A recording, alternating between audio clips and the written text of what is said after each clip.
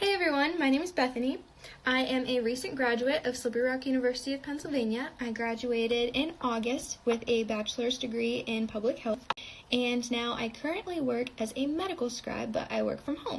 In addition to all of that, I recently applied to PA school for the 2018 cycle, so any pre-PA questions that you have, feel free to ask. I've been getting a lot of questions about my PA school application, so I just wanted to address that. I applied to 5 schools.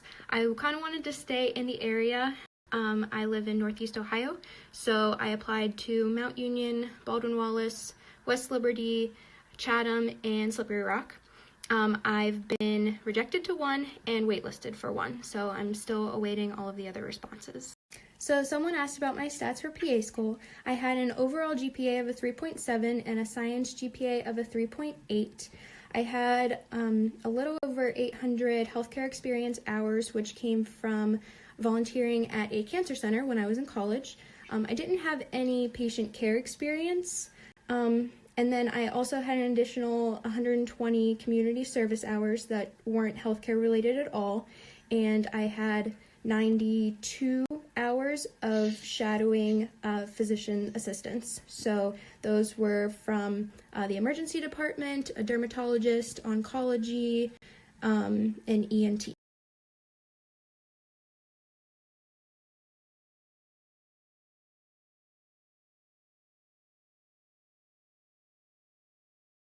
A lot of you have asked how I'm able to work as a medical scribe from home. So I work for a company called M-Modal, and this company has multiple medical scribes, transcriptionists, billers, coders, all different kinds of people working for them. And they implement programs in hospitals and doctors' offices all over the United States. So at home, like where I work, I have an employee-issued laptop, and so that everything is still confidential, but I actually work for a doctor in a completely different state. So I listen to the conversations between him and the patient, and I scribe everything as you would normally if you were in the office. I received all of the training that I needed to be a medical scribe through the company that I work for called M-Modal.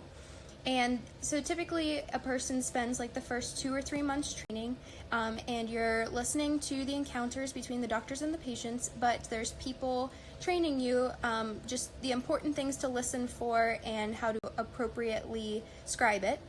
And then after that you get assigned a doctor. So I now have my own doctor that I work with every day, and you work with them specifically.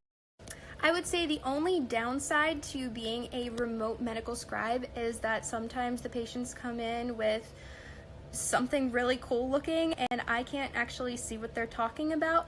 And sometimes in the physical exam that's also a barrier. So I typically have the doctor dictate the physical exam to me after their encounter is complete, just so that I don't miss anything, because if a patient says, "Oh, it hurts here," I can't see where they're talking about.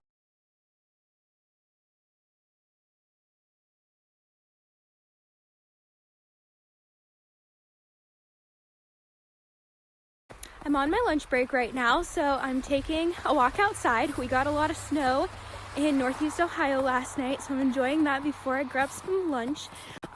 Lunch break kind of depends on how many patients we're seeing that day and if the doctor's running behind. So today I'm a little bit lucky and I get like 45 minutes, but some days it's more like 5. It just really depends. So it's kind of like working in the office. But the good thing about being remote and working with a laptop is that if I get hungry during an encounter or just am really tired of sitting, I can stand up, I can move around. And also being remote, I'm able to travel different places. So as long as I have a secure Wi-Fi connection wherever I go, so password protected, I can literally take my work anywhere I want.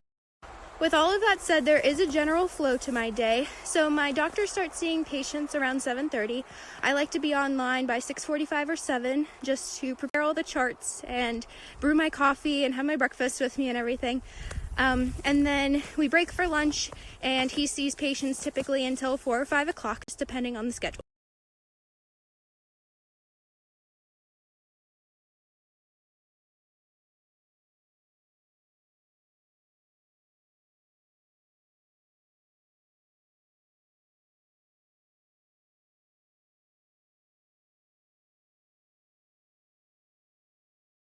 For healthcare experience, I volunteered at a cancer center when I was in college. So I volunteered for 4 years, and it was typically like 4 hours a week, but sometimes when I was on Christmas break or summertime, I would volunteer a little bit more often. So that's where all of my healthcare experience came from. When I was at the cancer center, I was constantly with patients. So typically when a patient came in, I was one of the first people that they saw. I greeted them, I would take them to their doctor's appointment, I would talk with them, answer any questions that they might have, just try and make them feel more comfortable, get them coffee, snacks, that kind of thing.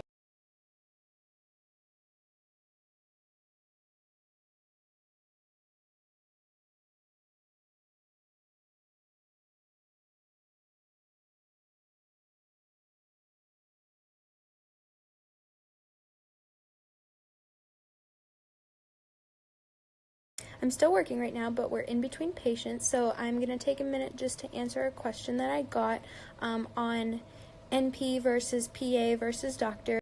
And to be honest, I never was really interested in doctor or NP. I started out my undergraduate career wanting to be a physical therapist. I thought that was definitely the route for me. I loved everything about sports, working out, sports medicine.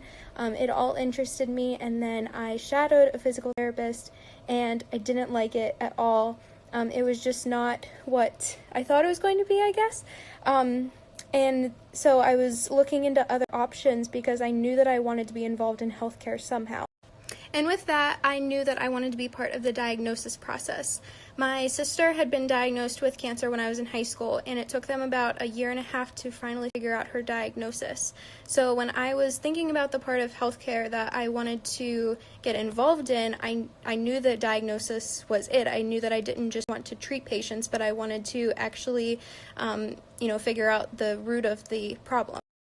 When all of this was happening, I was in my second semester of my sophomore year of college, and I was a public health major and not a nursing major. So I didn't want to go back and do nursing and become a nurse practitioner. That just really never even crossed my mind. And what I liked about PA was that I could work in multiple specialties. Even in shadowing, I've loved oncology, ENT, derm, emergency medicine, all of those. I mean, I don't think that I have a favorite. So I think that whatever I end up working in someday, I'll probably end up switching my specialty at some point, just to kind of see what else is. And all in all, I just love the idea of working under a doctor. I really don't have a strong desire to be the actual doctor. I love the idea of working alongside them as a team.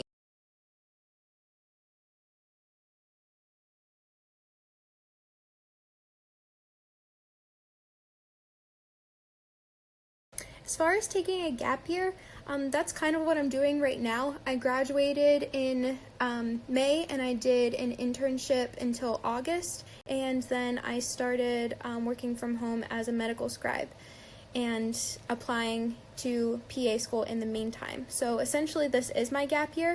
I think that it's a good idea for people that just want more experience. If you didn't receive the grades that you wanted when you were in your undergrad and you want to try and improve those, that would be a good time to do it. Or just really to get more experience in healthcare altogether. I started scribing because I just wanted to have a better understanding of medical terms and really just medicine altogether. I'm going to jump off here for the evening, but thank you guys for listening in today. And if you have any more questions about anything, I'm going to put my Instagram name on the next Snapchat, so feel free to message me your questions. Thanks, guys.